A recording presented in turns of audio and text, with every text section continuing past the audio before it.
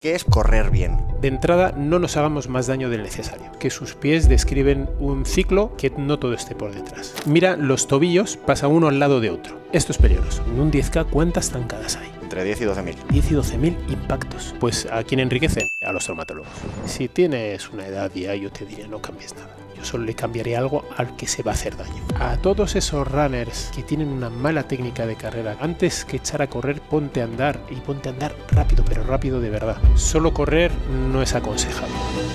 ¿Qué ves aquí? Esto es algo fuera de serie. Fíjate cómo entra el pie en el suelo. Vamos a fijarnos en el momento justo anterior al contacto. La mala técnica se ha grabado en el sistema nervioso. Ya puedes después fortalecer todo lo que quieras, que la técnica no va a cambiar. Más vale no aprender que aprender mal, porque como aprendas mal, tienes un problema.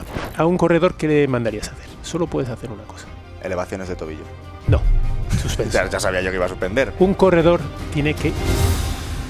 ¿Sabes qué es lo peor que te puede pasar cuando llegas a Hijos de la Resistencia? Que te guste lo que ves, pero que no tengas ni idea de por dónde empezar. Porque hemos creado más de 300 episodios hablando de entrenamiento, de fuerza, de resistencia, de nutrición, entrevistas a deportistas, investigadores, entrenadores, una auténtica locura. Y perderse entre tanto contenido, pues es muy fácil. Por eso he creado la guía de Hijos de la Resistencia, una guía gratuita con la que vas a poder encontrar en tan solo 3 clics el contenido que realmente necesitas para seguir mejorando. Yo soy Rubén Espinosa, entrenador y la voz que está detrás de este proyecto, y esta guía es mi forma de agradecerte y de ayudarte a aprovechar todo el contenido que hemos creado durante los últimos 7 años. Descárgala en el enlace que vas a tener en la descripción y después de hacerlo, disfruta, y espero que mucho, de esta entrevista. Hola a todos, ¿qué tal, Hijos de la Resistencia? Hoy es de nuevo una charla para mí muy especial porque estoy con una de las personas que yo creo que incluso inconscientemente y sin saberlo se ha enterado hace poco, no he tenido el valor de confesárselo antes, supuso para mí un punto de inflexión muy importante en mi trayectoria académica. Yo entré en INEF hace ya en 2009 queriendo ser bombero o policía, era un poco como mi objetivo en aquella época, hasta que me topé con varios profesores que me cambiaron un poquito el paradigma, ¿no? Y hoy estoy sentado con quien tuvo un papel más importante en lo que después se convirtió en un camino de muchos años dentro del mundo del atletismo, una modalidad, un deporte que yo desconocía absolutamente hasta que me topé con esta persona que tenemos hoy aquí sentada. Muy buenas, Carlos, ¿qué tal? ¿Cómo estás? Muy buena, Rubén. Pues estoy encantado y más con lo que acabas de decir. La verdad es que para un profesor que un alumno venga a decirle que de algún modo le ha cambiado la vida, bueno, pues ¿qué quieres que te diga? Para mí pues es un orgullo. Así que encantado. Pues te garantizo que no exagero ni un poquito. Como la gente no te conoce, o al menos es muy probable que muchas personas te estén descubriendo hoy, dado que tú estás como muy enfocado, muy en el nicho de lo que llevas desarrollando durante tantos años, sí que me gustaría, es alguna pregunta que no suelo hacer porque me parece como muy sencilla, muy simple, pero sí que me gustaría que tuvieras un momentito para presentarte tú, para definirte tú y que le cuentes a la audiencia quién eres, qué es lo que has hecho durante todos estos años y por qué el atletismo fue el pilar al que le has dedicado tanto tiempo. Pues mira, el quién soy yo tiene mucho que ver evidentemente con el atletismo. Yo me enamoré de este deporte porque la ventana de mi habitación daba una pista de atletismo. En casa tenía una enciclopedia en la que cuando un día la abrí caí sobre lo que eran los Juegos Olímpicos, caí sobre los primeros hombres que bajaron de 10 segundos en 100. Yo era un niño medianamente rápido, con lo cual pues aquello en el colegio destacaba un poquito, aquello me hizo enamorarme del atletismo y nunca me salí de ahí. A mis casi 60 años pues resulta que llevo metido en el atletismo prácticamente toda la vida, ¿no?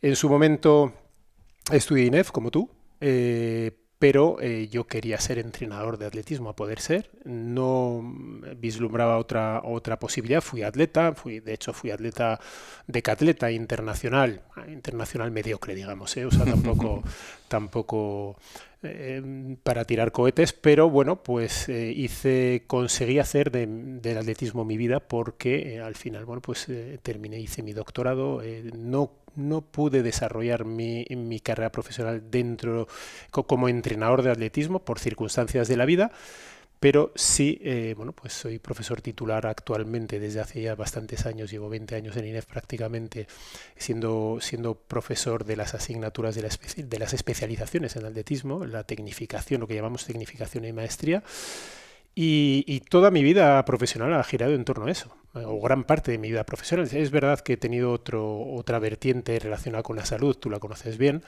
pero bueno, gran parte de mi vida ha estado relacionada y sigue relacionada con el atletismo. Es algo que llevo en las venas, adoro este deporte y además creo que me ha servido, bueno, pues me ha dado muchísimo, sinceramente. ¿Cómo le explicaríamos a una persona que está en la situación en la que yo me encontraba antes de llegar a la primera clase que me diste, ¿no? Que era como atletismo, que es correr? Y hasta ahí llegaba yo, ¿no? ¿Cómo le explicamos a una persona que tiene este concepto de algo tan integral y holístico como es el atletismo? ¿Cómo se lo explicamos? El atletismo es mucho más que simplemente correr. Luego también tenemos que tener cuidado con determinadas cosas, ¿no? El atletismo, como sabemos, es correr, saltar y lanzar. Tradicionalmente se nos llena la boca los del atletismo diciendo aquello de que el atletismo es el deporte de base, es el deporte que sirve. Efectivamente sí que lo es, siempre y cuando lo desarrollemos en su totalidad. Es decir, aquí seguramente entre tus oyentes haya mucho corredor. Eso no, lo que acabo de decir no quiere decir que no sean atletas, por supuesto que son atletas, pero cuando trabajamos con jóvenes, cuando trabajamos con niños, es conveniente que los trabajemos en toda la diversidad del atletismo, porque ahí es donde de verdad el atletismo se convierte en un deporte de base, en un deporte completo, que además puede servir, pues eso, como base para cualquier otro deporte, para cualquier otra actividad, incluso las relacionadas con la salud. El atletismo es un deporte absolutamente maravilloso donde cabe todo el mundo y donde podemos ver movimientos, gestos muy diferentes, pero que tienen determinados aspectos en común, ¿no?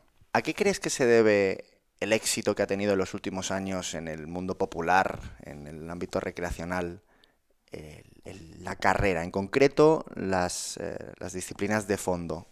Comparándola con todo el resto, todo el abanico de opciones que ofrece el atletismo, ¿a qué crees que se debe ese éxito? Hombre, primero porque es accesible. Cualquiera puede correr. Tú sales de tu casa, te calzas unas zapatillas y echas a correr, punto. Es algo que hemos hecho todos desde pequeños, como también hemos lanzado piedras y tal, pero esos gestos se nos han olvidado. Los gestos de lanzar, además, el atletismo y sobre todo el atletismo técnico no es especialmente natural, por más que digamos, no es especialmente natural. Lanzar un disco no es algo natural. Lanzar una jabalina sí tiene un cierto componente natural, pero lanzarlo bien requiere de un aprendizaje bastante profundo y es fácil hacernos daño si no lo hacemos bien. Correr es accesible, es muy accesible. Luego, creo que en la sociedad en la que estamos, el hecho de desafiarnos a nosotros mismos, seré capaz de correr 5 kilómetros, seré capaz luego de hacer un 10K. Además, seré capaz de hacerlo en menos de este tiempo. Siempre hay un desafío más allá y siempre hay... Ese es otro componente que tiene un atractivo bestial. Y luego hay otro factor para mí que es muy importante, que es que quizás incluso mucha gente no pueda o no sepa verbalizarlo o ni siquiera se dé cuenta de ello, pero yo creo que está ahí en muchos casos, que es el de, bueno, en algunos casos el de la socialización, ¿de acuerdo? El hacer esto con otros y el encontrar un grupo donde tú te sientas cómodo y te sientas apoyado, etcétera, etcétera. Y en el otro lado, el de la introspección, el del estar contigo mismo durante un rato ajeno a todo. Incluso aunque lleves cascos, pero estás contigo mismo y hay un proceso ahí. Hay pensamientos internos ahí, son momentos muy... Yo particularmente valoro mucho esto. Valoro mucho esto incluso cuando me voy a la sala de musculación. Me voy a la sala de musculación, me coloco unos cascos básicamente para que los demás no hablen conmigo, si te digo la verdad. Sí, cierto. Necesito esos momentos de concentración, primero porque creo que el ejercicio es donde se vuelve efectivo, pero además es que me viene muy bien... muchas veces se me desbloquea la creatividad. Si estoy, por ejemplo, escribiendo algo y me voy y estoy pensando en eso y tal, se desbloquea la creatividad y a partir de ahí A partir de ahí, bueno, pues llego a casa y puedo seguir trabajando. Es algo maravilloso y yo estoy convencido que hay muchos. Habría que preguntarle evidentemente a cada uno, a cada cual, cuál es su motivación, ¿no? Pero que también pueden ser todas, ¿eh? También pueden ser todas. A veces puedes querer socializar y otras veces puedes querer estar solo. Pero para mí eso es algo importante y creo que es algo que las personas necesitamos en general y que muchas veces, bueno, pues estamos en una vorágine, una sociedad que nos lleva muy rápido a todas partes y tal, y a veces pues necesitamos esos momentos, ¿no? Te voy a contar un secreto. Las personas que entrenan con nosotros saben que lo de entrenar y lo de las carreras es una auténtica excusa.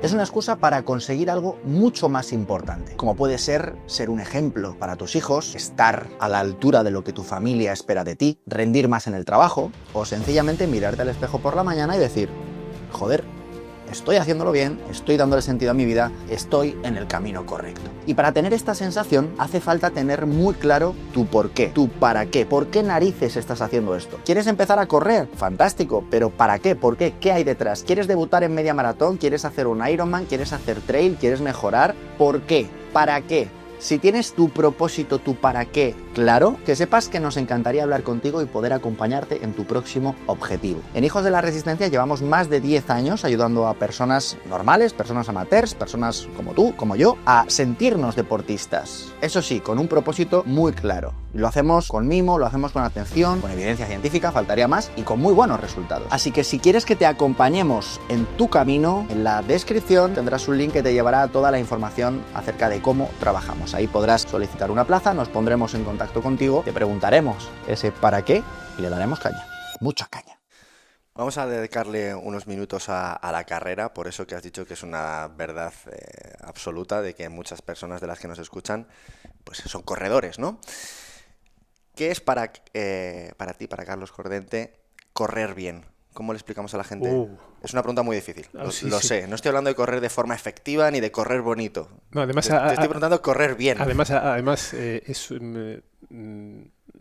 una de mis pasiones. O sea, bueno, hay unos vídeos por ahí míos en YouTube que hice para mis alumnos en su momento que son maravillosos. Los he visto. ¿Los has visto? Los he visto, bueno, pues, son muy increíbles. Sí, pues, y es una pena que eso sea gratis y que no lo haya visto muchísima más gente. Pues, los pondremos, de hecho. La cuestión es que haciéndolos, yo, fíjate, haciendo ese trabajo, yo creía saber algo, pero aprendí mucho más todavía. Aprendí mucho más simplemente haciendo ese trabajo, ¿no? Y es algo, siendo un gesto tan sencillo, es algo que tiene tantísimos matices que es muy bueno. Correr bien, mira, correr bien. Si nos vamos a nivel popular, yo te digo, correr bien es, de entrada, correr sin hacerte más daño del necesario, ¿vale? Porque la carrera tiene impacto, tiene un cierto impacto a nivel articular.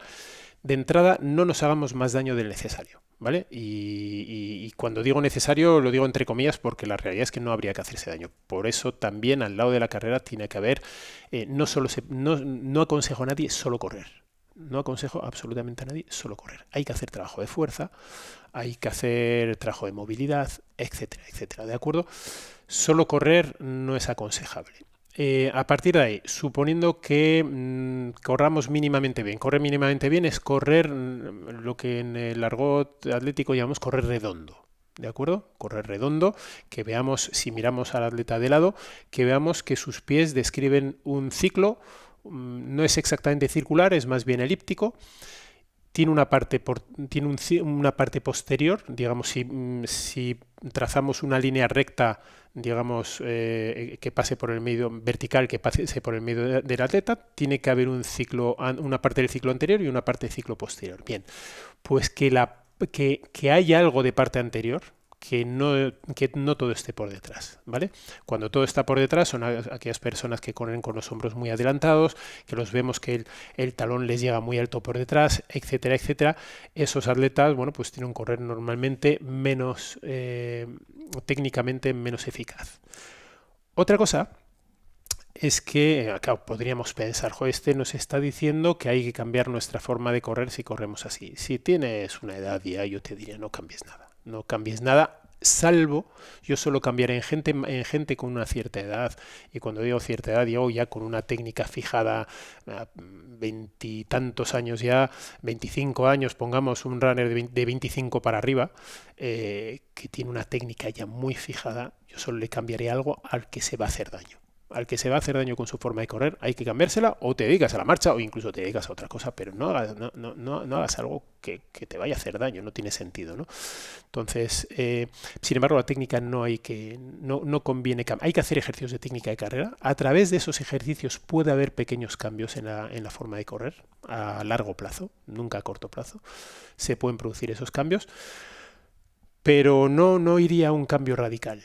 Mira, precisamente recuerdo, me hizo mucha gracia un buen amigo mío de ahí, de Asturias, de Gijón, que me decía, joder, he visto tus vídeos, tal, fíjate, he cambiado mi forma de correr, tal, intento correr, oye, sí que noto que es más fluido, tal. Dice, lo único que antes iba, me invento las cifras, si antes iba a 4 minutos a 140 pulsaciones, ahora voy a 170, macho. Digo, claro, es que estás haciendo un esfuerzo complementario por el hecho de cambiar tu técnica de carrera. No es natural en ti, no eres eficiente. Con esa buena técnica que dices ahora, no eres eficiente, tú eres eficiente con otra técnica, ¿no? Entonces, mientras esa técnica, y lo vemos mucho, cuidado, lo vemos mucho en algunos maratonianos, sobre todo en algunos maratonianos africanos, que corren como demonios, y dices, tú, madre mía, ¿cómo puede correr con esta técnica tan flojita y tal? Bueno, pues porque son eficientes, con esa técnica gastan poco, con esa técnica han conseguido, su cuerpo ha conseguido adaptarse y ser eficiente. Que podrían, habiendo tenido una enseñanza atlética básica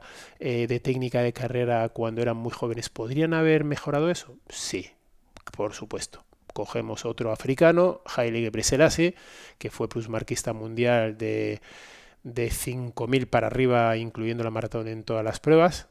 Pues, ¿qué quieres que te diga? Es casi la perfección. Lo vemos correr y es como el correr de los velocistas, estos que levantan tanto los pies y las rodillas por delante, solo que menos marcado, porque evidentemente no lo puede un fondista, no puede correr con esa forma de esa forma tan radical, pero sí con un ciclo anterior, con una parte anterior del ciclo, como te decía yo. Mira, estás hablando es que justo lo tengo aquí y creo que puede ser una buena oportunidad que lo veamos juntos para... Sí, que lo puedas comentar y que la gente lo conoces bien, ¿no? Sí, fíjate, mira, vamos a ver. Además, esto es un vídeo maravilloso que está tomado a alta velocidad. Esto está tomado por encima de 200 fotogramas por segundo. ¿Qué ves aquí? Mira, pues aquí lo que ves es un superatleta de entrada. Esto es algo fuera de serie. Es una auténtica maravilla. Mira, vamos a hablar de varios factores importantes. Antes hablábamos del correr redondo, ¿no? Fíjate cómo entra el pie en el suelo. El pie en el suelo entra, vamos a fijarnos en el momento justo anterior al contacto. No puedo parar justo ahí. Ahí el pie ya se está moviendo hacia atrás, ¿vale? Entonces, al moverse el pie... Está atacando, ¿no? Eso es, está atacando el suelo, efectivamente. Es que es exactamente lo que tiene que hacer, atacar el suelo de delante hacia atrás. Eso automáticamente tiene un reflejo sobre el centro de gravedad del atleta, que más o menos se encuentra a la altura de la cadera, que es proyectarlo hacia adelante, ¿vale? Si este atleta entrase con el pie de talón y prácticamente o parado o moviéndose hacia adelante, hay gente que entra con el pie moviéndose hacia adelante, pues evidentemente lo que se produce es una frenada bestial, pero no solo se produce una frenada bestial, es que se multiplica el impacto en el tobillo, en la rodilla, en la cadera, en las articulaciones vertebrales, lumbares, etcétera, etcétera, ¿no? Entonces, fíjate, deja puesto el vídeo para que la gente pueda ver ese correr redondo, ¿no? Ahí vemos claramente que hay una parte anterior del ciclo, hay una parte que va por delante del atleta, ahí, eso es.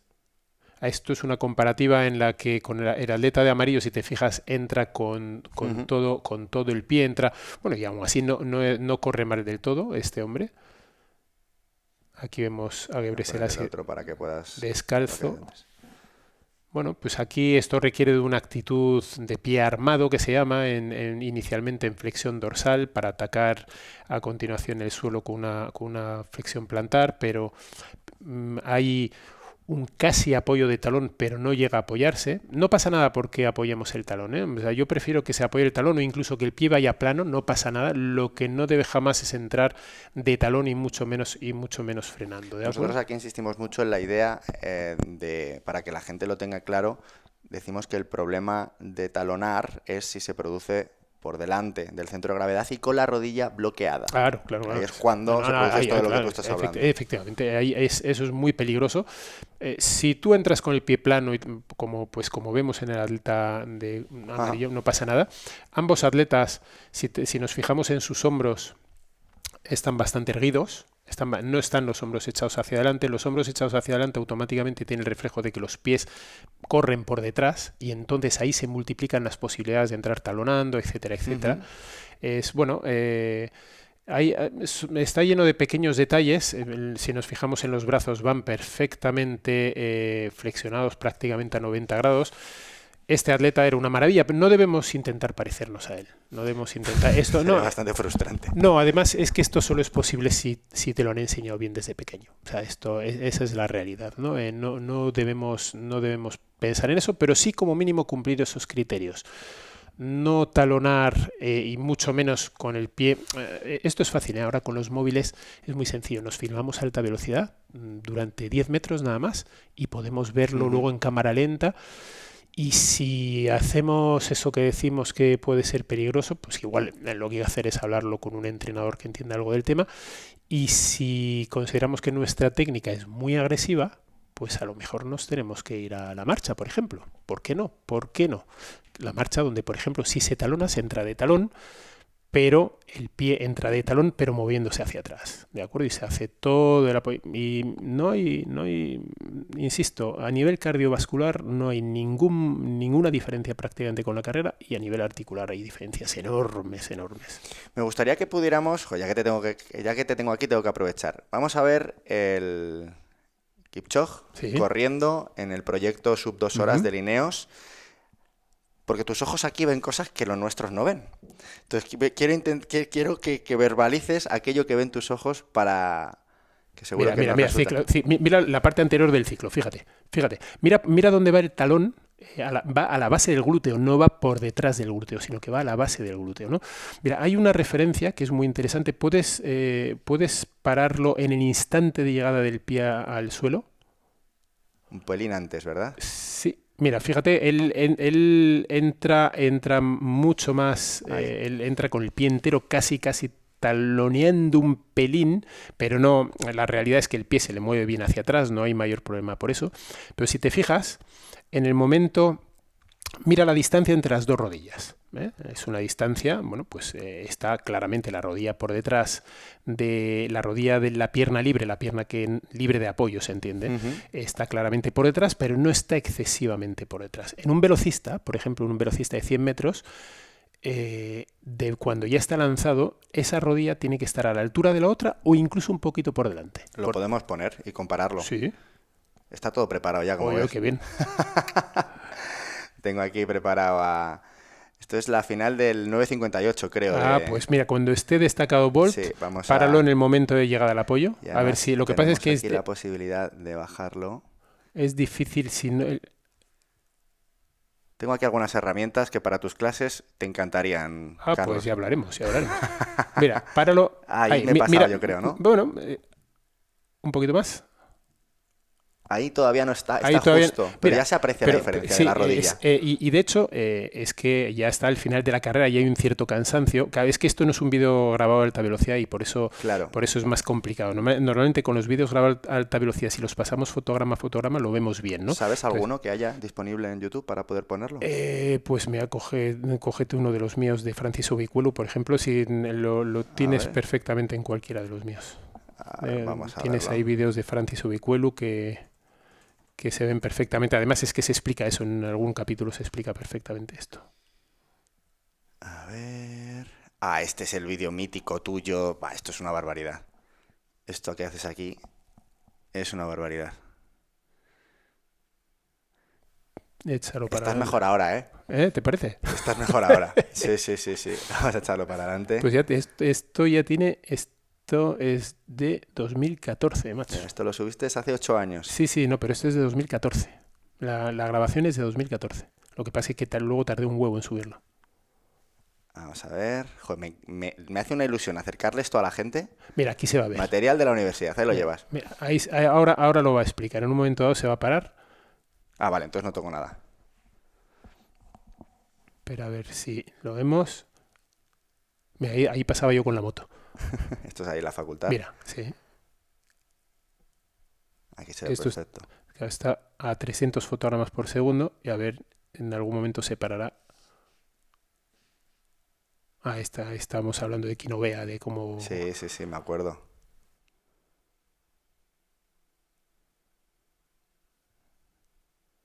A ver aquí. ¿Ves? Ese es el instante de llegada al apoyo, mira dónde está. Bueno, esto es un poquito pasado ya, pero claramente por delante, como mínimo, es lo que llamamos correr en ciclo anterior. Como mínimo que las dos rodillas estén juntas. Es decir, que cuando se produzca el apoyo, la pierna libre tenga su rodilla paralela a la pierna de apoyo, a la rodilla de apoyo. Eso solo lo puede hacer un velocista de 100 o 200. Incluso un 200 no por cansancio... Lo pierdes, ¿vale? Por cansancio. En el 400 ya es imposible. En el 400 es imposible, en el 800, y cuanto más larga sea la carrera, lo importante es que tu ciclo de carrera, tu ciclo natural de carrera, tú coges a Gebre Selassie y lo miras, de hecho en el vídeo que de los míos, dedicado a la carrera de fondo, se explica esto, porque Gebre Selassie lo hace perfecto. Echar un vistazo a ese vídeo, por si... Sí, claro, podemos poner lo que queramos, ¿eh? O sea, siéntete... ¿Ves? Ahí se ve el análisis comparativo entre ellos dos.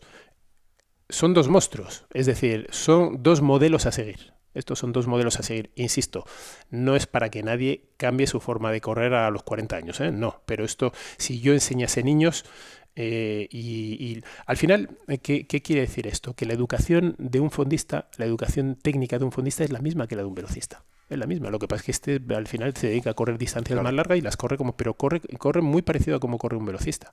Fíjate, cuando apoya el pie, mira dónde está su rodilla. Está muy próxima. Está muy, muy próxima. ¿Por qué es importante esto? Porque todo el tiempo, mira, la rodilla libre hace un péndulo, ¿no? Hace un péndulo, esto también se explica en algún otro vídeo. Mira, hace un péndulo en el que todo el tiempo, ¿ves? Esto es un correr, así corre alguna gente. Esto es un correr pendular, ¿de acuerdo? En el que el pie entra taloneando y además entra moviéndose hacia adelante. Entonces, lo que te decía, todo el tiempo que la rodilla libre esté por detrás de la rodilla apoyada, en ese momento esa pierna entera supone un lastre porque está empujando hacia abajo. Está empujando hacia abajo. Claro. Mientras que cuando está, mira, ahora mismo es un lastre y ahora mismo aligera el apoyo. Este es el chico que me decía, bueno, ahora corriendo tal, no sé qué. Eso es. Pues eso, te fijas, iba bueno, y eso que él no corre mal del todo, pero va con los hombros bastante más por delante, etcétera, etcétera. Esto podríamos hablar miles de horas. Sí, da para mucho, me consta, pero si le tuviéramos que decir a alguna persona, porque has comentado antes, si tiene más de 25, 26 años y tiene su técnica asentada... Me he inventado la edad. Bueno, pero si está fijada y hay un vicio asentado a nivel motor y tienes un gesto automatizado, sea la edad que sea, solamente tiene sentido realizar un cambio o apostar por dedicarle tiempo a la técnica o al cambio de la técnica si puede ser contraproducente y peligrosa. Entonces me gustaría que marcásemos de una manera clara cuáles son esos aspectos o los que tú consideres que haya, que si se cumplen hay que cambiar algo o irse a la marcha, como has dicho. Sí, mira, todo correr que no sea redondo, que sea pendular, un poco lo que hemos visto antes en las imágenes, todo correr que sea de ese tipo, hay gente que corre así. Todo lo que sea esto, ¿no? Eso es. Si te fijas, mira, ahí mira los tobillos, pasa uno al lado de otro. Uno al lado de otro. Cuando el tobillo debería pasar más o menos a media tibia. ¿Vale? Esto es peligroso. Esto es una forma de correr que es peligrosa, que, mira, el pie entra en el suelo moviéndose hacia adelante, no hacia atrás, frenado. Con lo cual, claro, es que estamos hablando de que una carrera en un 10K, ¿cuántas zancadas hay? Entre 10 y 12.000. Claro, 10 y 12.000 impactos. 10 y 12.000 impactos. Es una barbaridad, ¿no? Es una salvajada. Esto, 10 o 12.000 impactos hoy, otros 10 o 12.000 mañana, otros 10 o... Claro, esto a largo plazo, pues ¿a quién enriquece? A los traumatólogos. Claro, ¿no? Es tal cual. Tal cual. Entonces, bueno, pues hay que tener cuidado, hay que asesorarse bien. No hay que dejar de hacer técnica de carrera, ¿eh? No quiero que se interprete el hecho de que la técnica no va a cambiar cuando ya está sentada. Algo puede cambiar y algo puede mejorar en el largo plazo, nunca lo va a hacer en el corto plazo y tampoco lo va a hacer nunca lo bestia. O sea, los grandes cambios se pueden producir en gente joven. La tecnificación se tiene que producir en gente joven. No quiere decir que luego no se pueda mejorar, pero cuando uno tiene... cuando uno es pequeño o cuando está en esa edad de oro de los aprendizajes, alrededor de los 16 años y tal, la segunda edad de oro de los aprendizajes, es un momento ideal para, no solo para aprender, es para perfeccionar. Ahí hay que llevar el perfeccionamiento técnico al límite. Y a partir de ahí, cuando ya esté eso adquirido, ya está automatizado, venga a correr, nos dedicamos a meterle todo el físico que sea necesario y toda la caña que queramos, pero es necesario hacer bien las cosas. Con un adulto las cosas son diferentes, hay que gestionar esto de manera diferente. Voy a hacerte una pregunta un poquito friki. Espero que ser capaz de aterrizarla para que todo el mundo nos entienda. Bueno, entre frikis nos entenderemos.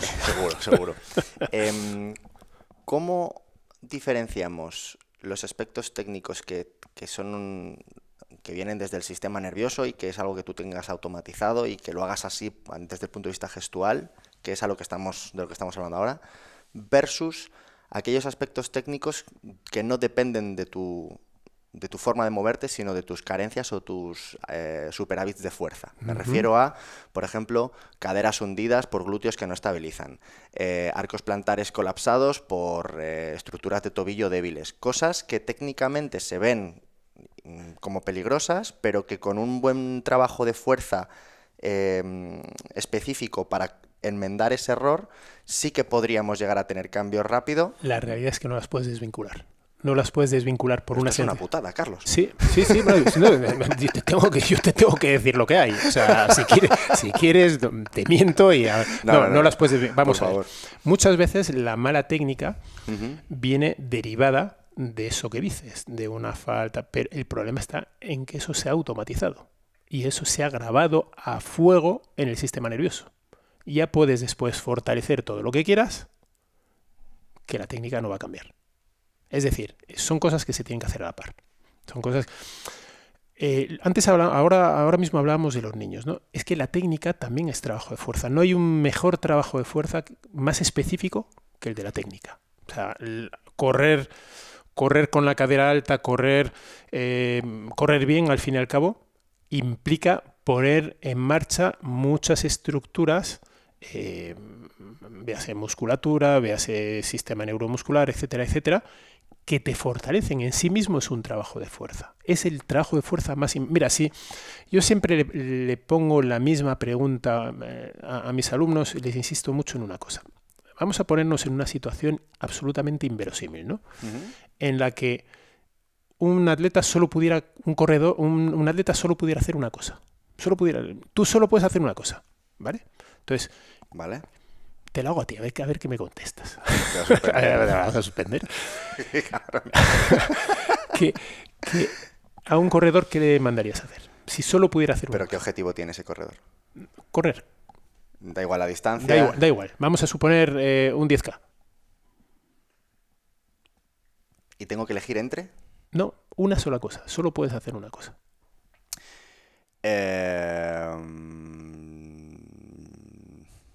Una sola cosa. No estamos hablando de un solo ejercicio, una sola adaptación, o elegir entre fuerza y carrera. No, estamos hablando una sola cosa. Tú... Un solo ejercicio. Contéstame lo que te dé la gana. Vale, elevaciones de tobillo.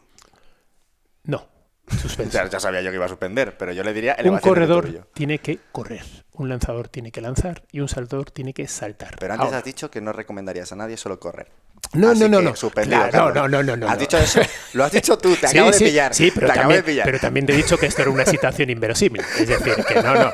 Sí, pero si solo pudiera hacer una cosa, le mandaríamos correr. Eso sí, estaríamos encima de él, le mandaríamos correr de maneras diferentes, con vallitas, con tal, con cual.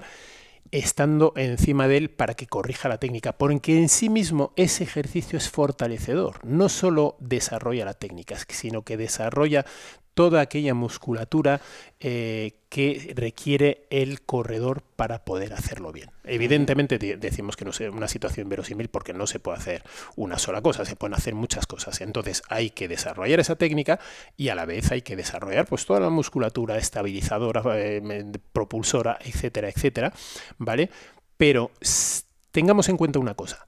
Si se ha fijado una mala técnica, no hay. Por eso la técnica es tan importante. Porque una vez se crea un patrón motor, se fija ese patrón motor y se fija en las estructuras más profundas del cerebro, y modificar eso es prácticamente imposible, es dificilísimo. Cuanto más fijado esté, más difícil es. Por eso es por donde hay que empezar con los jóvenes. Insisto, con los jóvenes, ¿vale? Y si alguien nunca ha hecho nada y me llega con una cierta edad y podemos trabajarlo, a lo mejor podemos producir algunos cambios. El problema está incluso cuando han trabajado mal, es el desastre, porque se han fijado determinados movimientos mal y eso no hay Dios quien lo mueva. Claro, es que esto que estás diciendo... no tengo ninguna intención en llevarte la contraria, que conste, pero es que hay un detalle que me chirría porque yo sí que he visto, y a lo mejor la evidencia anecdótica la detesto y no quiero utilizarla, pero nosotros sí que hemos cambiado patrones sin estar haciendo ejercicios de técnica conscientemente, cognitivamente muy demandantes. Hemos hecho pequeñas correcciones de overstride, haciendo pequeños cambios o pequeñas adaptaciones de fuerza, y esto, por ejemplo, se ve mucho en el ejercicio de higiene postural, ¿no? Personas que tienen una mala postura y que en cuanto le fortaleces la cadena posterior, pues de repente pasan de estar chepados y con hombros anteriorizados a estar un poquito más erguidos, sin pensarlo. Se pueden producir cambios pequeños en ese sentido. Claro. Entonces, pero cambios pequeños. No, por supuesto, pero claro, al final, en una cadera hundida de un corredor, 3 grados puede suponer la diferencia entre poder correr 10K o media maratón. No, estoy de acuerdo contigo. Contigo, cierto, y puede suponer la diferencia entre hacerse daño o no hacerse. Ese es el punto. Me da igual lo pequeño que sea el cambio si el luego se va a proyectar en algo. Por eso digo que este tipo de atletas deben seguir haciendo técnica, porque se pueden producir esos pequeños cambios y deben hacer esos ejercicios de fortalecimiento, porque sí, pequeños cambios va a haber, pero no esperemos nunca grandes cambios, ¿vale? Los grandes cambios no en la técnica, sobre todo, no por lo que te digo, porque está hiperfijada, y muchas veces gente que corre con la cadera muy baja y tal, porque en su momento pues estaba muy floja y tal, por más que les fortalezca, no van a dejar de correr con la cadera baja. A ver, podrán mejorar un poquito, algo podrán mejorar. Mira, te pongo un ejemplo que me viene súper bien esto que has dicho. Nosotros hemos estado trabajando con exfutbolistas y con exsedentarios, y a mí me resulta mucho más difícil elevarle la cadera al correr a un exfutbolista que a un excedentario. ¿Por qué? Porque el entrenamiento de fuerza me genera más cambios que el vicio de correr persiguiendo un balón con el centro de gravedad abajo. Además, tienes la como ventaja. Un ejemplo guay para el esto. Sedentario, en ese sentido, tiene una ventaja. Y es que no ha aprendido nada antes. Entonces, no tiene el vicio. No tiene el vicio adquirido. Claro. Entonces, a poco que le enseñas, bueno, pues lo puede asimilar. Lo puede asimilar mejor. Por eso... Y vuelvo a los jóvenes. Yo es que hay algo que me obsesiona, es la enseñanza de base. Le doy una importancia enorme porque en todos los aspectos técnicos la tiene. Y es que más vale no aprender que aprender mal. Más vale no aprender que aprender mal. Porque como aprendas mal, tienes un problema. Insisto, se fija ese movimiento y no... Ahora, uno que ha estado todo el día en el sofá tumbado, pues a lo mejor hasta se le puede, si tiene las condiciones adecuadas y si se hace un trabajo, a lo mejor hasta se puede hacer algo decente con él. Pero el que tiene el vicio adquirido es muy complicado. Me gustaría, no me puedo ir de aquí sin que veamos a 3 personas. A uno por ser un máximo exponente del mundo de la maratón, bueno, a Kipchoge lo hemos estado viendo antes, ¿verdad? A Kipchoge lo hemos visto antes. Me gustaría, hay 2 personas que han pasado por aquí, que son Yago Rojo y Marta García. Y creo que tienen dos formas, bueno, como todo el mundo, ¿no? Al final tienen como dos formas particulares de correr y me gustaría que me las desgranaras en cuanto a... Es evidente, quiero pensar que no ves errores técnicos en la forma de correr de ambos. ¿La tienes en la cabeza? Sí, además los veo a menudo. O sea que... Pues cuéntame. No, pues... Es gente, ¿Con es quién gen- empezamos? Venga, con Yago mismo si quieres. Vamos a No, bueno, por con él. Marta me da igual. Mira, por cierto, si quieres ver un modelo técnico maravilloso, o sea, la atleta que desde mi punto de vista, la atleta de fondo, que desde mi punto de vista mejor corre, no he visto correr nunca en la vida mejor, Gudaf Segay. Ahora lo ponemos. Gudaf Segay ¿Vale? es asombrosa. Ah, vale, sí, ya sé quién es. Yo es que los nombres, macho... No he visto nunca un correr mejor. O sea, es en un fondista, incluso... Has puesto la Diamond League por... No, pues la has puesto tú. Es un correr absolutamente redondo. No sé si decir raya a la perfección o es perfecto. O sea, sin más. Mira el pie cómo se mueve hacia atrás, se percibe perfectamente. Es que esto está a 0,5 y mira aún así la velocidad a la que va, ¿eh? Bueno, esta mujer tiene la segunda mejor marca de la historia en el 5000, tiene una de las mejores en el 1500. Vale, Aquí no ves errores de ningún tipo. No, sinceramente no. O sea, hay cosas... A ver, ver errores a este nivel en corredores... bueno, en este caso es que no, es que es perfecta. O sea, Ahí la tendríamos corriendo a por 1. fíjate, además, o sea, se nota perfectamente ese dinamismo, ese casi rebotar en el suelo. Es más propio de un velocista que de un fondista. Pero es que esto es una fondista, es una mujer que corre 5000 metros. Y es que, mira, 3:50, 60 es una creo que es la tercera mejor marca de la historia en el 1500. O sea, es absolutamente espectacular su forma de correr. Sí, desde luego, si tiene que haber un modelo para runners, es ese, Es ese, pero ¿no? es absolutamente. Sí, vamos, lo que pasa es, insisto, que a nadie se le ocurre intentarlo. Venga, vamos a ver a nuestra Marta que ha pasado por aquí y le tenemos mucho cariño. Es de la Marta, casa. Marta corre muy bien. Marta es una chica que corre muy bien. Aparte, bueno, además tengo que decir que tengo cierta debilidad por ella porque me parece una atleta inteligentísima. O sea, es una chica que sabe, bueno, pues esa formación académica que tiene, digamos, se le nota. Se le ve en la pista, ¿eh? Sí, se nota, es lista, o sea, es inteligente en todos los sentidos y la verdad es que bueno, pues sabe, también es inteligente en el sentido bueno, pues de aprovechar bien lo que entrena, de aprovechar el tiempo, de hacer bien las cosas en todos los sentidos, ¿no? Entonces ella corre muy bien, no hay nada excesivamente destacable, no hay nada que yo pudiera decir no está bien, no está bien, no. Hay muchas formas de correr bien, también te digo. Hay muchas formas de correr Todo lo que bien, respete lo que no se debe hacer eso es. entra dentro Sí, de lo que se puede hacer bien. Sí. Y sobre todo, mira, fíjate en el ciclo de Marta. Mira, va por delante. Básicamente va por delante, está bien. Corre redondo, está bien. Tiene un braceo bastante bueno. Fíjate en la niña que está al lado, bracea menos, va más con los hombros, ¿de acuerdo? Marta va mucho más suelta, los brazos son súper importantes, es muy importante el trabajo que hacen, tremendamente importante. Son miembros libres también, libres de apoyo, ¿se entiende? Y propulsan, ayudan a propulsar o te frenan. Si está mal la cosa, sí. Los brazos siempre van coordinados con las piernas. Si las piernas no van bien, los brazos tampoco van a ir bien, ¿vale? Pero luego hay personas que tienen más o menos movimiento de hombros, ¿vale? Y fíjate, Marta lo hace muy bien. O sea, Marta lo hace muy bien. Y luego si me pones Yago, pues probablemente te diga algo parecido. A ver, vamos a ver a Yago. Bueno, ¿aquí ves alguna diferencia en los últimos metros? Porque hay ciertas personas que, bueno, todos te diría que al final, por una cuestión de demanda energética, claro, hay ciertos cambios. En los últimos metros es donde se nota todo, donde salen todas las miserias. Sí. Mira el correr cada vez más anterior de Marta, cada vez más anterior, se convierte... Se ven mucho las carencias de esto. Mira cómo ha extendido los codos. Ajá. Ha extendido los codos, eso tiene un reflejo automáticamente en el desarrollo de... Mira qué cantidad de movimiento en los hombros ahí, pues hay demasiado movimiento superfluo, ¿de acuerdo? Esto es...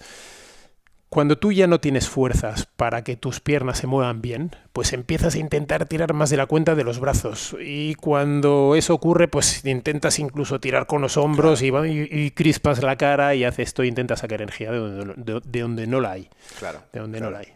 Me habías dicho antes que había un corredor que te parecía muy inteligente. ¿Era Tawi?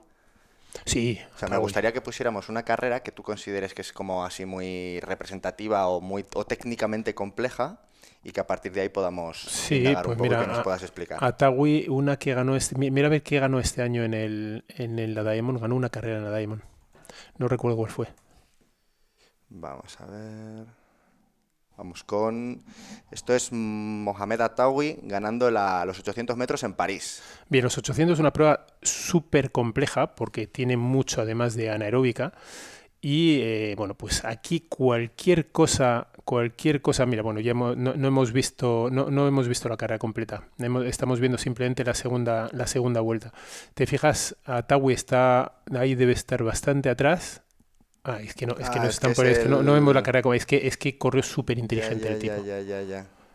Bueno, ¿qué dirías que es de Attawi lo representativo? A mí me parece un chico súper inteligente. Vamos a ver, el 800 tiene un componente anaeróbico muy alto y cualquier cosa que ocurra durante la carrera que te suponga pues un cambio de ritmo inesperado, ya sea por un empujón, por un tropezón, por cualquier cosa, te desgasta muchísimo. Te desgasta muchísimo en el momento que ocurre, pero ¿dónde lo vas a notar? Lo vas a notar al final de la carrera, ¿no? Por ejemplo, en el 800 hoy hay un momento clave, que es cuando los atletas entran en la calle después de los primeros 100 metros.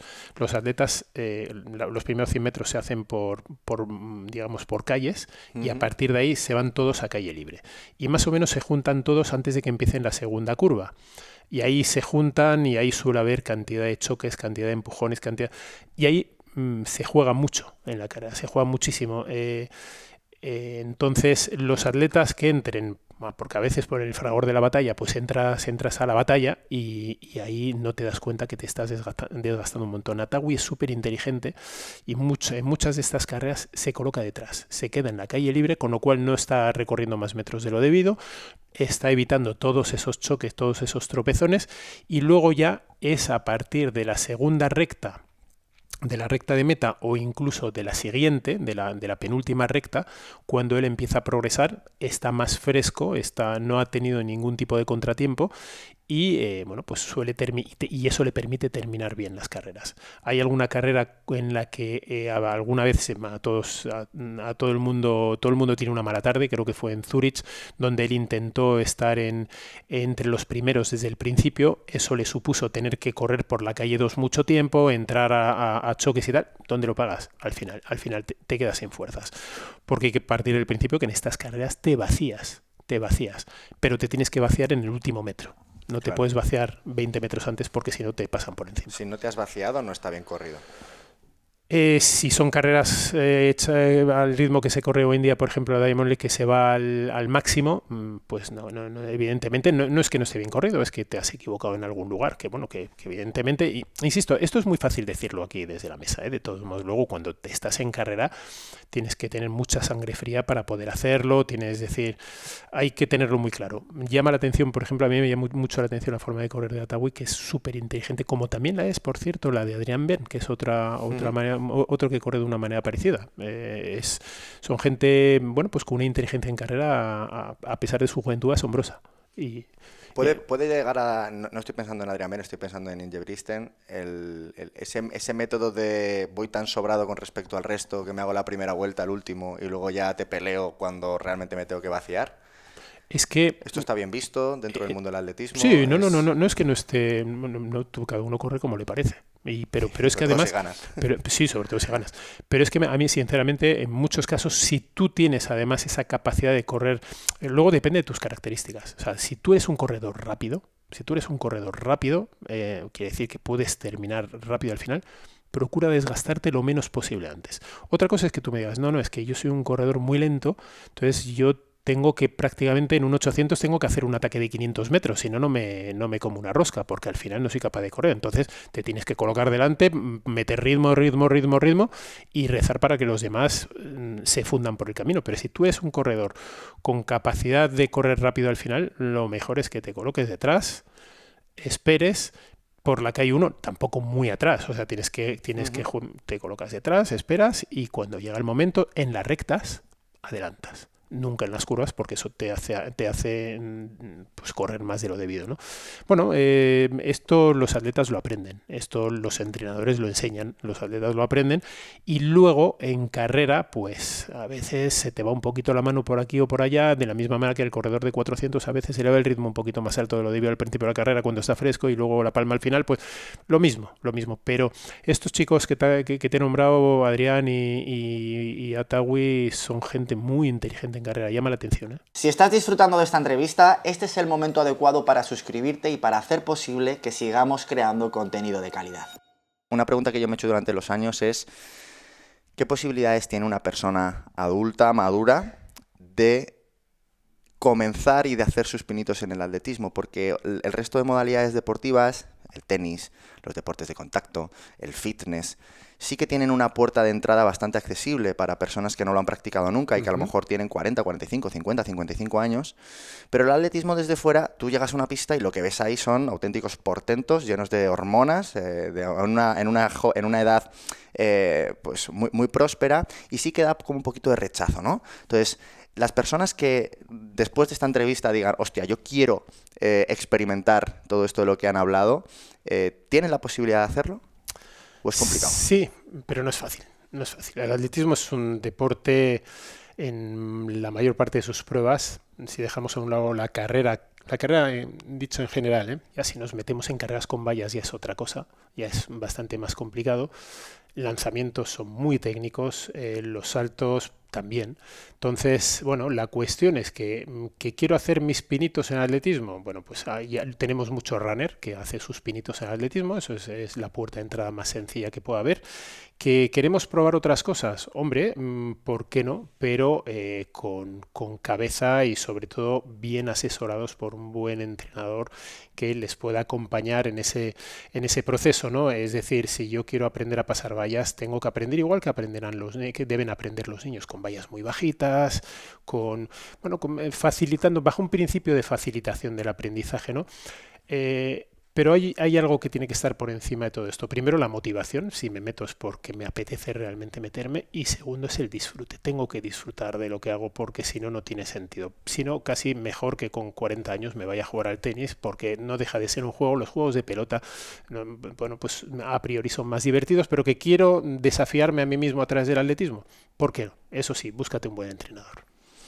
Para profundizar un poquito más acerca de lo que es el atletismo, te voy a hacer las típicas preguntas que en una conversación de bar podrían salir, ¿no? Como por ejemplo, según tu experiencia y tu conocimiento, ¿cuál dirías que es la modalidad, el gesto, la capacidad más compleja de adquirir dentro de todo el espectro de elementos que tenemos dentro del atletismo? Mira, antes te he dicho, la más sencilla sin duda alguna es la carrera lisa. ¿Por qué? Es cíclica, es un ciclo que se repite permanentemente. Una vez que aprendes las bases de ese ciclo, simplemente las tienes que repetir sin más. No quiero decir que sea sencillo correr bien, hay que aprenderlo, evidentemente, hay que aprenderlo pronto además, y a partir de ahí ya. Luego hay gestos que son enormemente complejos, Los lanzamientos en general son complejos. Quizás yo te diría los lanzamientos y el salto con pértiga. Es lo más complejo que tiene el atletismo. Hay movimientos ahí, bueno, los lanzamientos ya los rotatorios ni te cuento, que son tres, que son los del martillo, el peso y el disco. A mí, fíjate, particularmente el más fácil de estos tres que acabo de decir, seguramente si a alguien le pregunto ¿cuál te parece el más difícil? Seguro que dicen el martillo. Bueno, pues a mí me parece el más fácil de estos tres, fíjate. ¿El más fácil? Sí, más fácil. Me parece mucho más complejos. El fácil, a ver, entre comillas, que no lo es. No es nada fácil, pero sí que es verdad que tiene un cierto componente cíclico, es decir, los 3 o 4 giros que haga el lanzador son iguales. Desde el momento en que tú metes componentes cíclicos, se facilita mucho el aprendizaje. aprendes a hacer un giro, ya sabes hacer los demás. Otra cosa es que los coordines bien. Pero el peso rotatorio y el martillo y el disco son enormemente complejos. Enormemente complejos, requieren de mucho equilibrio, requieren de un...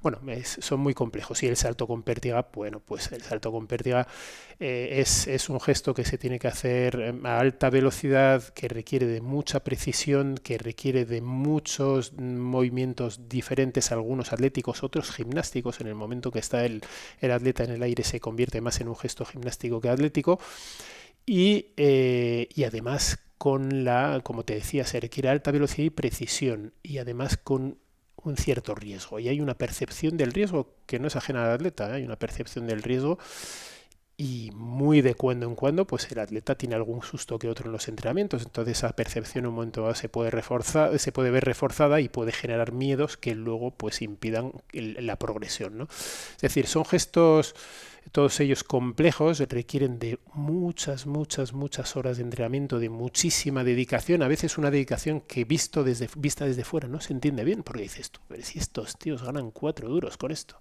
¿no? A menos que seas Duplantis y ganes un dineral porque lo mereces, porque eres el mejor del mundo, eres el mejor de la historia y lo mereces. Pero si no, dices, bueno, pues que comparado con cualquier otro deporte de equipo, no dices tú, ganan 4-2.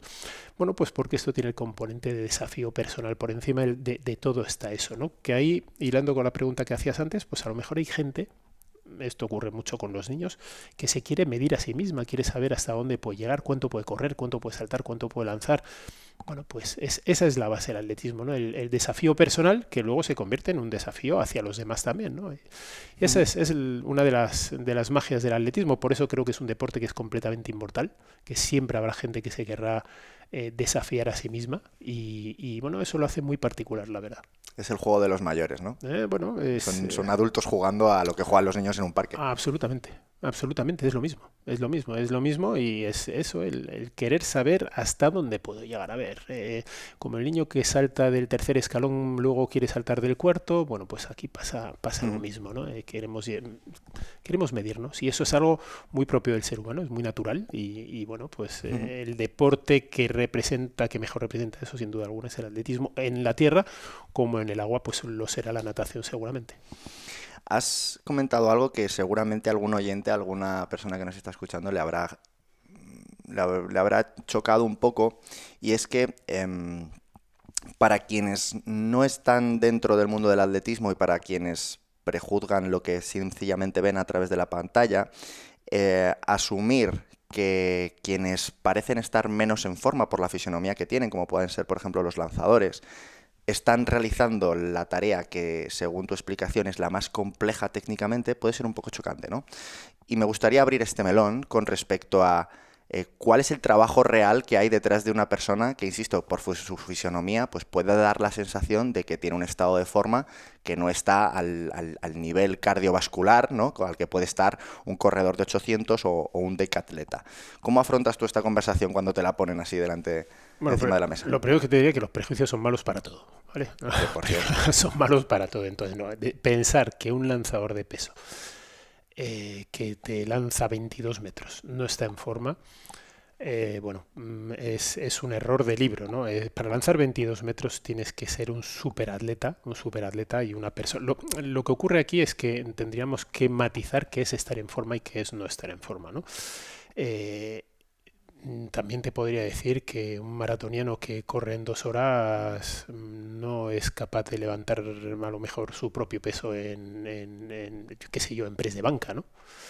Y con lo cual podríamos decir, pues no está muy en forma el hombre y te corre en 2 horas. No, lo que están es hiperespecializados. Son atletas que han llevado primero su talento y su físico al extremo, a un extremo muy radical. Y entonces, mira, por ejemplo, un lanzador de peso, estos que te acabo de comentar de 22 metros, tú los ves y algunos de ellos incluso aparentemente están hasta gorditos. Bueno, pues échale una carrera sobre 20 metros al gordito y ya verás lo que te saca. y a ver lo que dice, son súper explosivos. Son gente que tiene una dotación genética y luego además una especialización adquirida a través del entrenamiento bestial. Y entonces son gente extraordinariamente rápida, extraordinariamente hábil, extraordinariamente fuerte. Estamos hablando que para lanzar 22 metros hay gente de estos que te levantan en press de banca más de 300 kilos.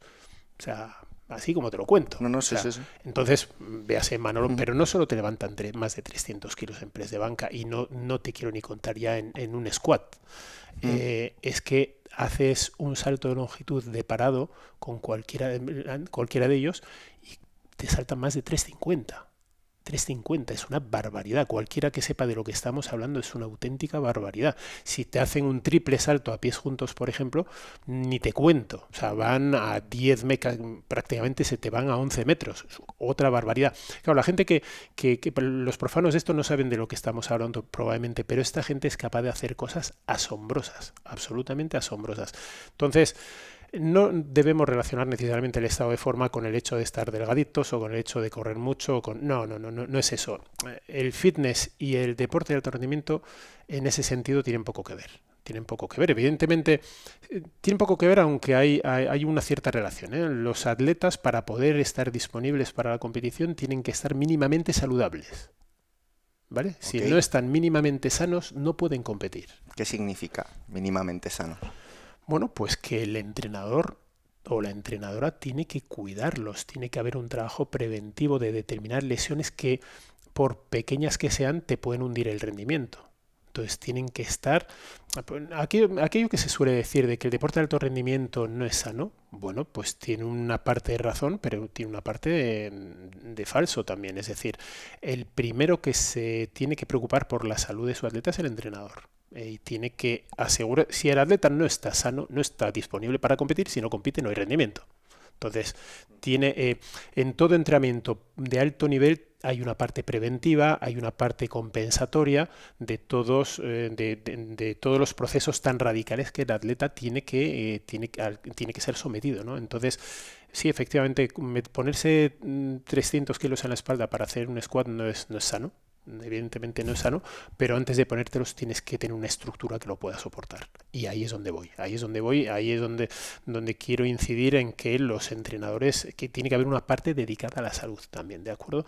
Al fitness. Pero desde luego, el concepto que tenemos de estar en forma, el concepto fitness que tenemos de estar en forma, sí, no patrón tiene estético. Sí, el patrón no tiene nada que ver con los atletas ni con los deportistas de alto nivel, nada que ver.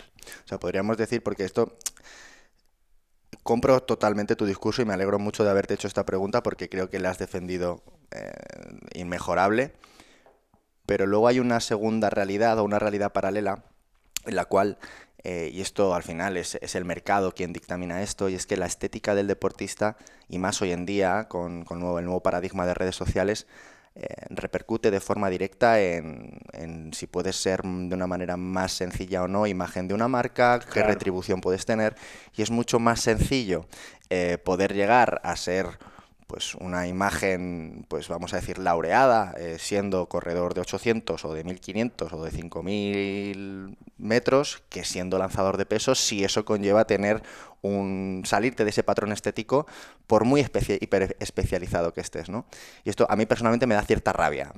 Sí, en cualquier caso, esto también va por barrios, es decir, en Alemania no tienen ningún problema en promocionar a sus lanzadores.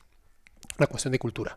Fíjate, esto no lo había tenido yo en cuenta. No, de cultura deportiva. Nosotros tenemos una cultura en el atletismo, hablo de la cultura popular, ¿no? Uh-huh. Muy enfocada al medio fondo, al fondo, porque es donde históricamente hemos destacado. Hace 40 y tantos años estaban José Manuel Abascal, José Luis González, tal, eran los únicos, los marchadores quizás, pero eso estaba más en un segundo plano porque al no haber mítines de marcha, pues no eran tan conocidos, pero fundamentalmente estos corredores de 800, de 1500, de tal, bueno, pues muy bien. Ahora aparecen otros y estaría muy bien que creáramos cultura alrededor de ellos. En su momento tuvimos uno de los mejores lanzadores de peso del mundo, Bueno, pues quizás no adquirió toda la notoriedad que se merecía, pero esperemos que eso cambie.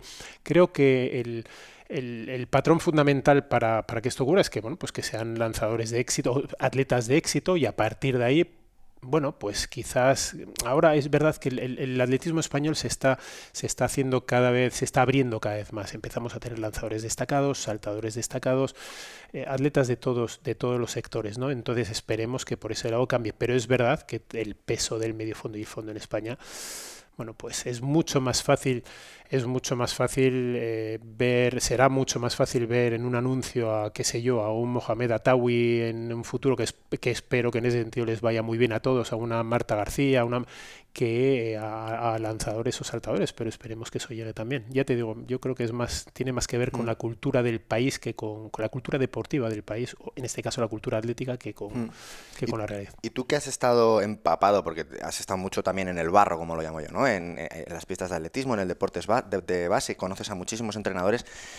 ¿Crees que paralelamente a esto que estamos diciendo también es más difícil llegar a destacar por una cuestión de toda la gente que hay corriendo en medio fondo y en fondo versus otros espacios en los que a lo mejor hay menos rivales, como puedan ser los lanzamientos? A nivel nacional quizás. A nivel nacional, si te encuentras con un espacio donde hay poca gente, quizás ya, lo que pasa es que luego si te vas a nivel internacional te van a comer, es decir, porque en otros países sí que hay mucha densidad de atletas en estas pruebas. Entonces sí, cabe la posibilidad, pues esto ocurre a todos los niveles. A veces a nivel regional te encuentras con que en un campeonato de Asturias, digo Asturias como digo cualquier otro lugar, ¿no? Un campeonato de Asturias de pruebas combinadas, te encuentras con que participan solo 4 atletas.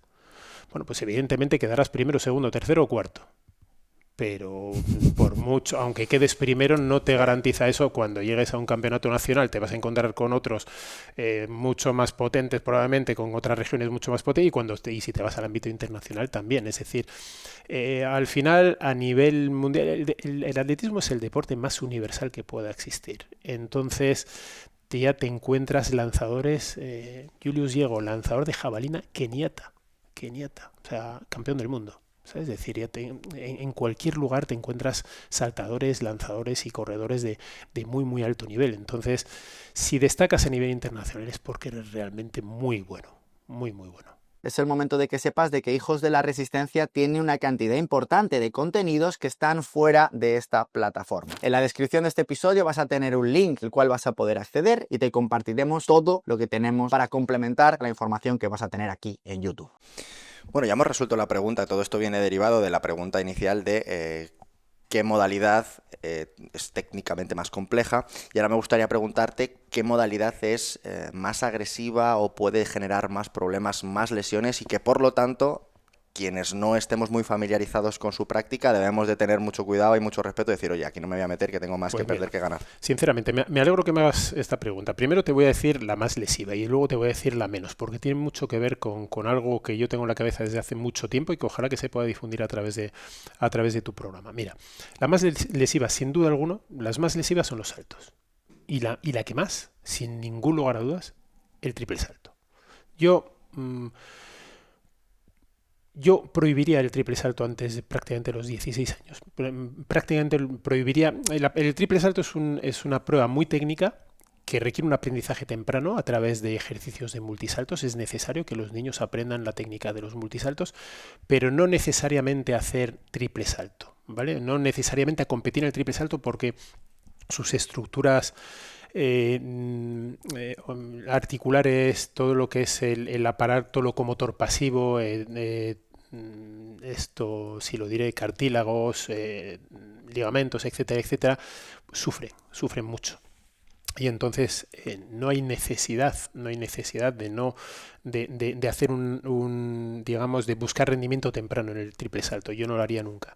De la misma manera, atletas máster, por ejemplo, que quisieran iniciarse en atletismo, dirían, mirad cualquier cosa menos el triple. El triple yo no lo haría de ninguna manera. ¿Por qué? Pues porque ya tenemos, a partir de cierta edad, ya tenemos las articulaciones suficientemente desgastadas como para correr el riesgo de pudrirte la vida, literalmente, si a través de una artrosis que tú misma te hayas buscado. No tiene sentido, sinceramente, o al menos yo no se lo encuentro. Por otro lado, la prueba menos lesiva, y esto sale de un estudio de la tesis doctoral de Juan Manuel Alonso, el que fuera director médico de la Federación Española durante un montón de años, que ahora mismo pues se encuentra dirigiendo a Aspire en Qatar desde hace ya bastante. Este hombre hizo su tesis doctoral recopilando datos de prácticamente 30 años, datos de médicos de todos los atletas que pasaron por la residencia Bloom, etcétera, etcétera, que fueron muchísimos. Y hay una prueba que demuestra ser la menos lesiva de todas, y es la marcha. Y es la marcha, sí. Aparentemente todo el mundo se sorprende cuando lo decimos, pero sí. Y entonces, yo, mira, antes de empezar a hablar aquí, conectados, estábamos tú y yo hablando de que, bueno, yo hace 2 años me coloqué una prótesis de cadera, ¿no? Bueno, pues por aquello del desgaste de los años, etcétera, etcétera. Y llevaba ya, pues yo llevo 25 años sin poder correr. Ahora podría hacerlo, lo que pasa es que no lo hago porque no creo que sea necesario, pero sí estuve muchos años marchando. No podía correr, hacía elíptica, me harté, de hecho tengo una elíptica en casa, me harté de la elíptica y estuve muchos años marchando hasta que la cadera en un momento dado también dijo basta, porque ya tenía un nivel de desgaste bestial. Pero sí que es algo que yo recomendaría a todos esos runners que tienen sobrepeso, que tienen una mala técnica de carrera, que a veces los ves correr y dices, este hombre es que no sabe lo que está haciendo, se va a hacer picadillo, ¿no? Porque entra muy de talón, porque tiene mucho sobrepeso. La marcha es algo, además la marcha atlética hecha a nivel popular no tendría las restricciones reglamentarias que tiene la marcha oficial, ¿de acuerdo? Pues que si flexionas un poquito más la rodilla tampoco pasa nada, si entras así basado. Yo me iría más a una marcha rápida, te aseguro además que se pueden hacer cosas sorprendentes. O sea, yo llegué a hacer, recuerdo, 10 kilómetros en 60 minutos, a 6 minutos el 1000, no está mal. Joder, no está mal marchando. Es un tío muy alto, o sea, es un tío grande. Sí, pues bueno, pues tiene su técnica, hay que aprenderlo. Eso requeriría de que un buen entrenador te lo enseñara, hay que aprenderlo. Y luego es un fluir, bueno, pues que da gusto, sinceramente. Es una sensación muy placentera y además, bueno, a nivel cardiovascular, tan buena como el running. Solo que a nivel articular prácticamente estaríamos hablando de un impacto cero o cercano. Entonces, a nivel de cadera, a nivel acetabular no hay. No. Fíjate, A ver, puede puede haberlo en casos especiales. Por ejemplo, hay un gran marchador, claro, estamos hablando de gente que hace una salvajada de kilómetros, ¿no? Entonces, Jesús Ángel García Bragado, bueno, se tuvo que colocar también una prótesis de cadera, pero un hombre que hacía 50 kilómetros marcha y que entrenaba una barbaridad, y a lo mejor, pero hay otros marchadores, que yo sepa, la mayor parte de los marchadores no tienen graves problemas a nivel de la cadera, porque el movimiento de la cadera no es el que vemos es más un efecto óptico, da la sensación que la cadera va de arriba hacia abajo, y en realidad lo que hace es adelantarse. Es el mismo movimiento que cuando andamos, solo que un poquito más exagerado, con lo cual el desgaste no es mucho mayor que cuando andamos. Hay un poquito más quizás, pero no mucho más. Entonces es interesantísimo. Yo es algo mira, fui durante unos cuantos años director de lo que era la Escuela Nacional de Entrenadores, y quise de hecho desarrollar un curso de marcha saludable. Por H o por B no fue posible, pero sí que es una cosa que yo aconsejo encarecidamente a la gente antes que echar a correr, ponte a andar, y ponte a andar rápido, pero rápido de verdad. Eso sí, si te pueden enseñar mejor, por aquello de facilitar las cosas. Por no acabar a lo Mariano Rajoy ahí un poco. Sí. No, bueno, pues mira, sinceramente prefiero el andar a lo Mariano Rajoy que el mal correr. Sinceramente me parece más interesante. Agresivo, ¿no? Pero también se puede mejorar esa forma de andar.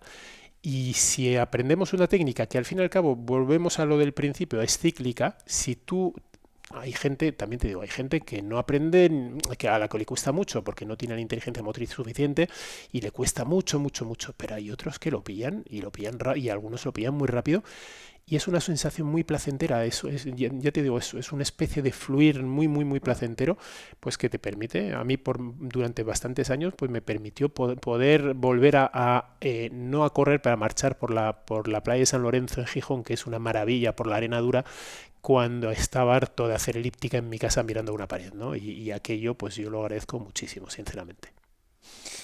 Bueno, quiero ser respetuoso con tu tiempo, sé que tienes que irte, que tienes compromisos importantes. No quiero no hacerte una última pregunta.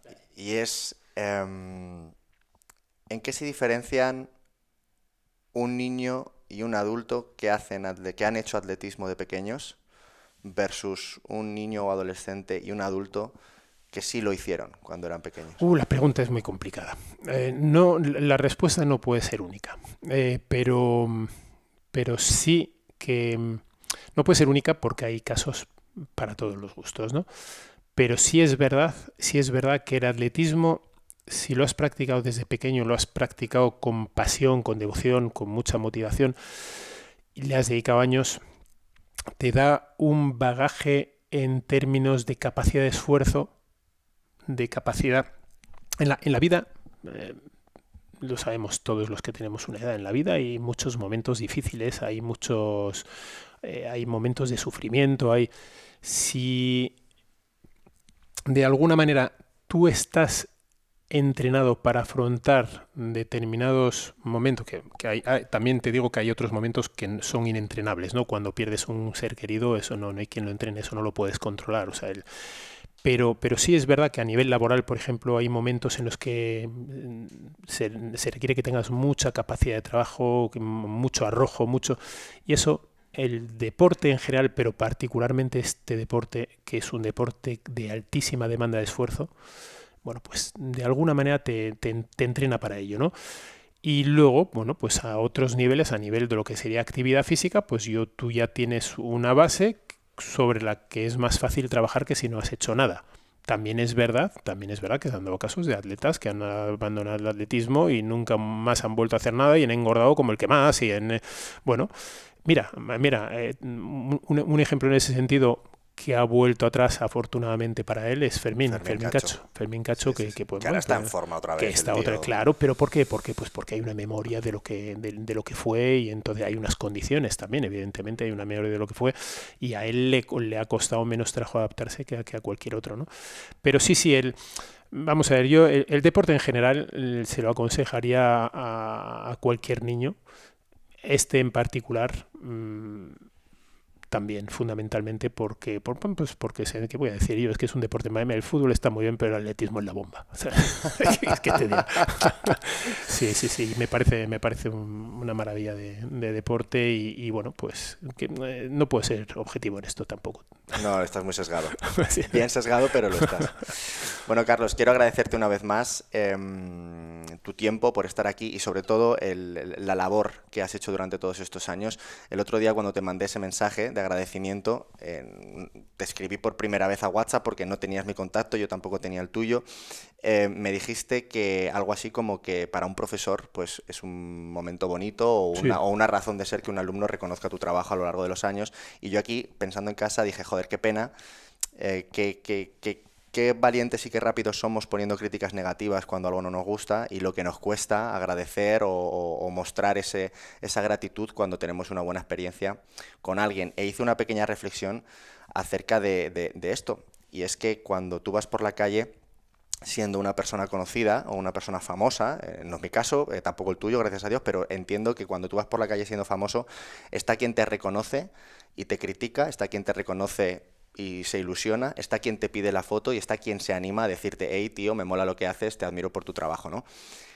Quiero decir con esto que independientemente de que haya sido yo el que te haya escrito ese mensaje, estoy convencido de que hay una gran cantidad de alumnos que nunca te dirán nada, ni a ti ni al resto de profesores, pero para quienes hayáis sido un pilar fundamental, una luz, un faro en un momento determinado, y a quienes habéis, pues de una manera indudable, dirigido a la hora de afrontar un trabajo o de tomar decisiones. Y en tu caso, para mí, lo fuiste, así que te lo dije en el mensaje y te lo repito ahora. Pues quiero que sepas que para mí es lo más gratificante que puede haber en la vida. El docente, ya sea entrenador o ya sea profesor, es de lo que vive, básicamente, es de este tipo de cosas, de este tipo, bueno, pues los que hacemos esto por vocación, pues, ¿qué quieres que te diga? Que encontrarte con un mensaje de este tipo, automáticamente se lo enseño a mis hijos.